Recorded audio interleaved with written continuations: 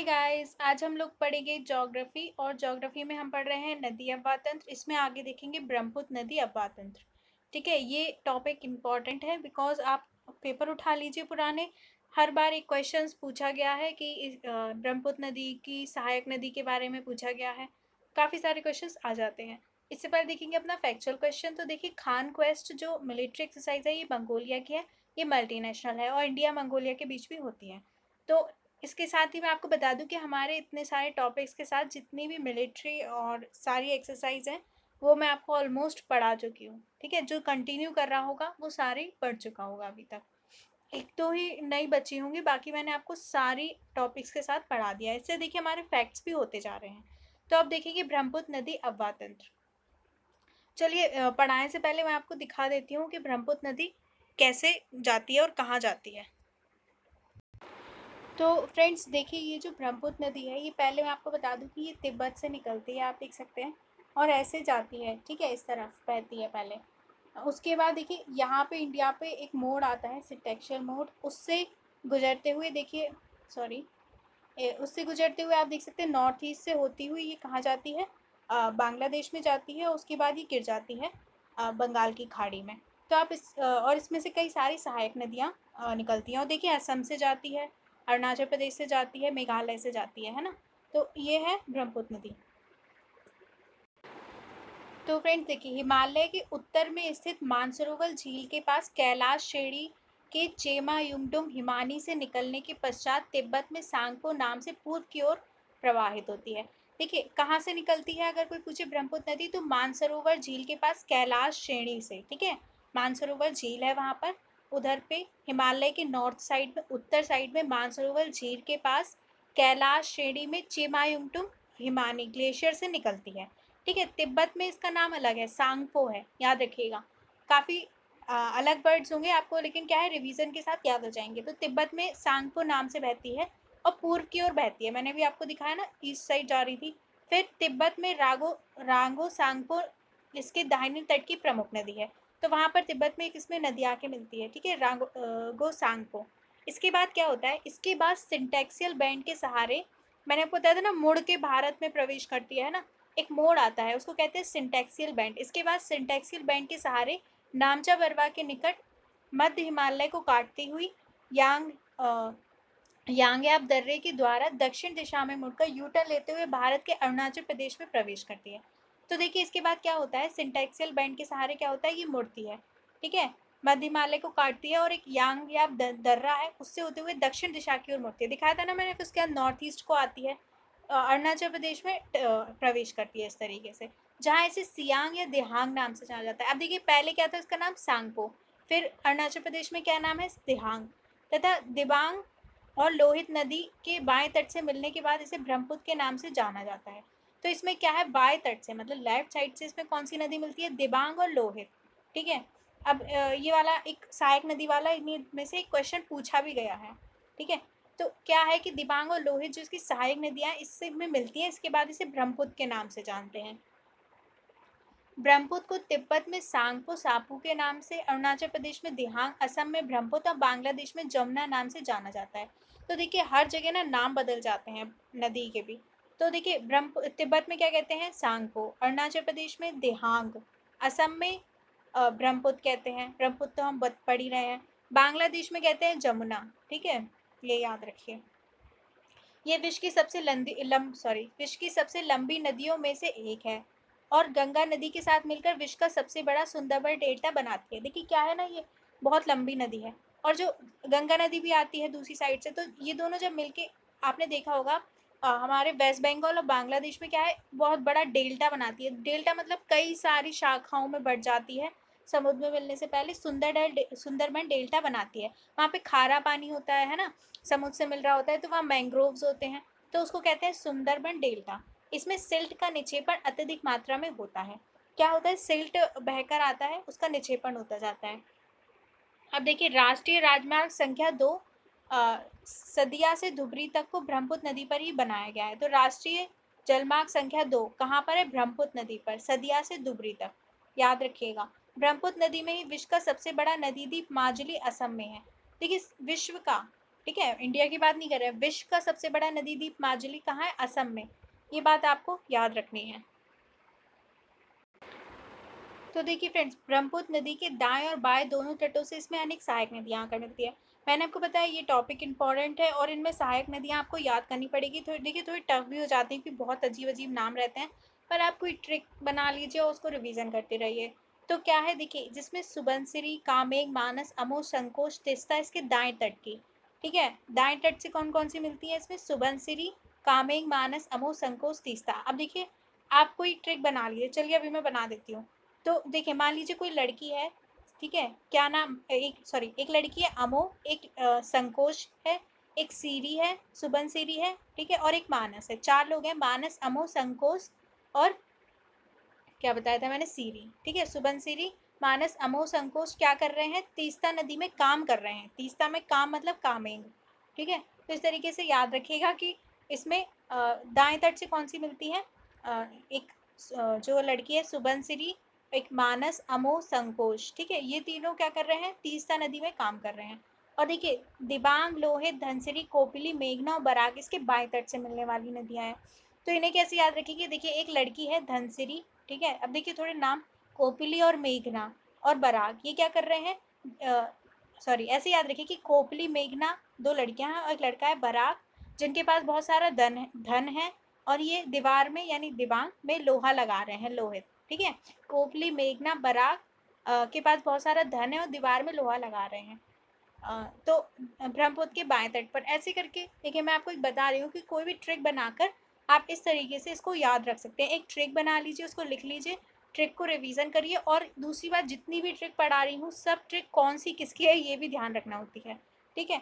तो वैसे तो ट्रिक से मैं पढ़ने का नहीं बोलती हूँ क्योंकि बहुत सारी ट्रिक भी आपको मिक्स हो जाती हैं, लेकिन आप क्या करेंगे, ये जो क्या बोलते हैं सहायक नदियाँ, इनको याद करना मुश्किल होता है, आई नो।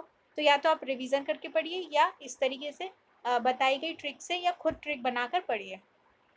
देखिए मेघना, मेघना कौन सी थी? इसके बाएं तट से मिल रही थी। मेघना की मुख्य धारा बराक नदी का उद्गम मणिपुर की पहाड़ियों से होता है। तो मेघना की जो धारा है बराक नदी, उसका उद्गम कहाँ से होता है? मणिपुर से।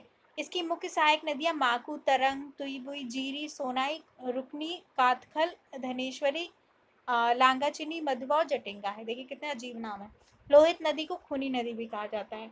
अब देखिए भारत, एक ये भी पूछा जाता है, स्टेट पीसीएस में पूछ सकते हैं कि सबसे बड़ा द्रोणी किसकी है? भारत नदी द्रोणी घटते क्रम में, तो देखिए गंगा की द्रोणी सबसे ज्यादा है, ठीक है।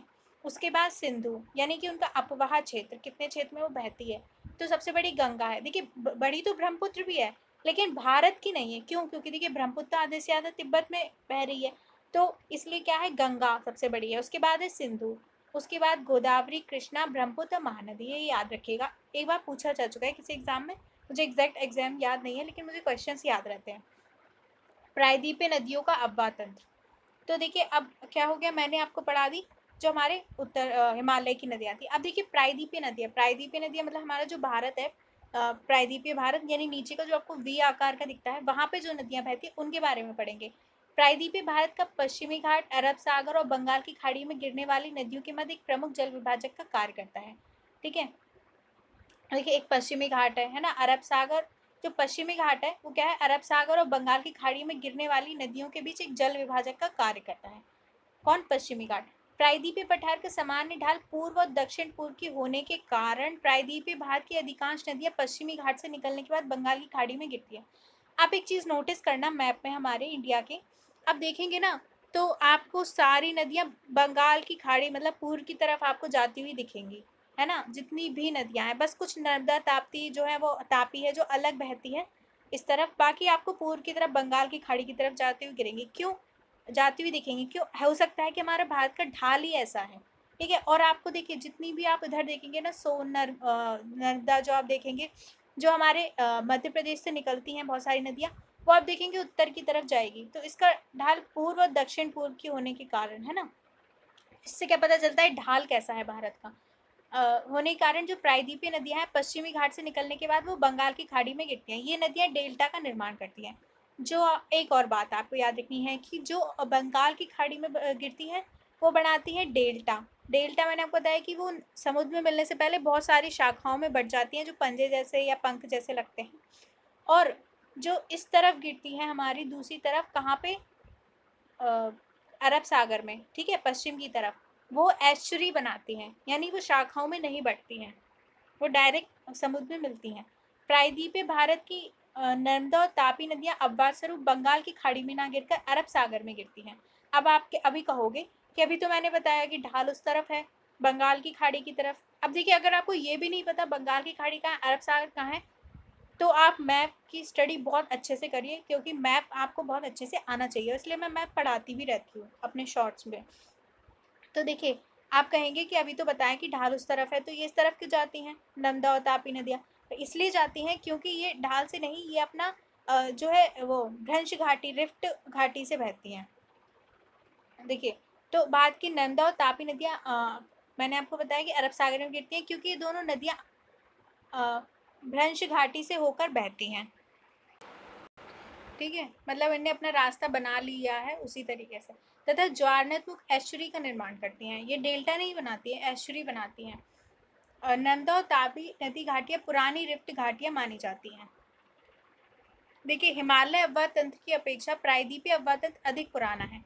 देखिए, हिमालय अगर आप पढ़ेंगे ना पूरा बनने का जो है हिसाब से कि कौन सा पार्ट कब बना, तो हिमालय तो नया नया बना है, तो इसका जो अववाद तंत्र होगा वो भी नया होगा। लेकिन प्रायद्वीपीय भारत जो है वो पुराना है, तो इसका जो अववाद तंत्र है वो पुराना है, इसकी द्रोणियाँ आकार में छोटी भी हैं।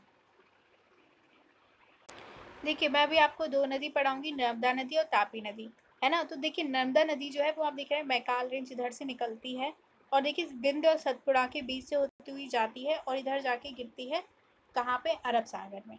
और दूसरी देखिए तापी नदी जो है वो भी यहाँ से निकल रही है और ये इधर गिरती है। अब इन दोनों के बारे में पढ़ाऊंगी, इसलिए मैंने आपको मैप पर एक बार दिखा दी। देखिए, दक्षिण भारत की नदियाँ मुख्यतः वृक्षाकार अववाद तंत्र बनाती हैं। इनका अववाद तंत्र जो है, मतलब जिनमें जो अलग अलग नदियाँ आके मिलती हैं, वो कैसे आपको एक वृक्ष के आकार की दिखेंगी, है ना, शाखाओं जैसी, तथा अपने आधार तल को प्राप्त कर चुकी हैं। अरब सागर और बंगाल की खाड़ी में गिरने वाली प्रमुख नदियाँ निम्नलिखित हैं। अब ये भी ध्यान रखना है, अरब सागर में कौन सी गिरती है और बंगाल की खाड़ी में। तो देखिए, अरब सागर में कौन गिरती है, नर्मदा, तापी, माही, साबरमती, पेरियार, मांडवी और ज्वारी। कम नदियाँ अरब सागर में गिरती हैं, तो इनको याद रख लीजिए, नंदा, तापी, माही, साबरमती, पेरियार, मांडवी और ज्वारी, ठीक है ये। और बंगाल की खाड़ी में स्वर्णरेखा, वैतरणी, ब्राह्मणी, गोदावरी, कृष्णा, महानदी और कावेरी, बाकी सारी जो बची जाएंगी वो बंगाल की खाड़ी में गिरेंगी। अब देखेंगे हम नर्मदा नदी, है ना। तो देखिए, मध्य प्रदेश में अमरकंटक की पहाड़ी से निकलने के पश्चात ये उत्तर में विंध्य और तथा दक्षिण में सतपुड़ा पर्वत के मध्य भ्रंश घाटी से बहते हुए अरब सागर की खंबात की खाड़ी में गिरती है। मैंने अभी आपको मैप में दिखाया। तो कहाँ से निकलती है पूछा जाए नर्मदा नदी, तो अमरकंटक की पहाड़ी से, एमपी से निकलती है। दोनों तरफ क्या है, विंध्य उत्तर में और दक्षिण में सतपुड़ा है। और किससे बहती है, भ्रंश घाटी से बहती है। और ये गिरती कहाँ है, अरब सागर की खंबात की खाड़ी में। सरदार सरोवर परियोजना इसी नदी पर है।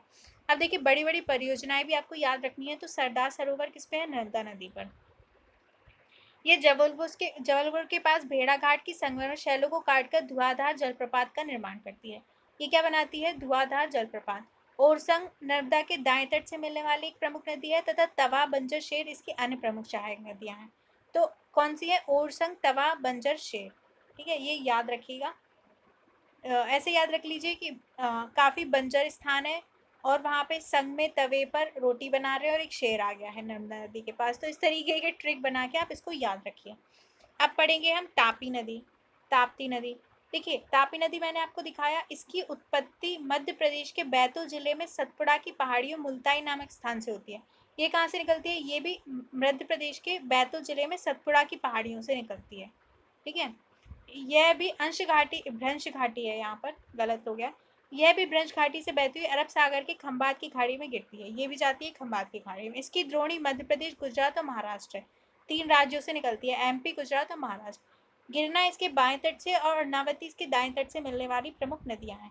देखिए, तापी में अर्णा गिर गई, अर्णावती और गिरना। तो अब आगे की जो रिवर्स हैं प्रायद्वीपीय भारत की, वो हम नेक्स्ट वीडियो में पढ़ेंगे। तब तक इन वीडियोस को लाइक, कमेंट, शेयर, सब्सक्राइब जरूर करिए। Thank you, bye bye.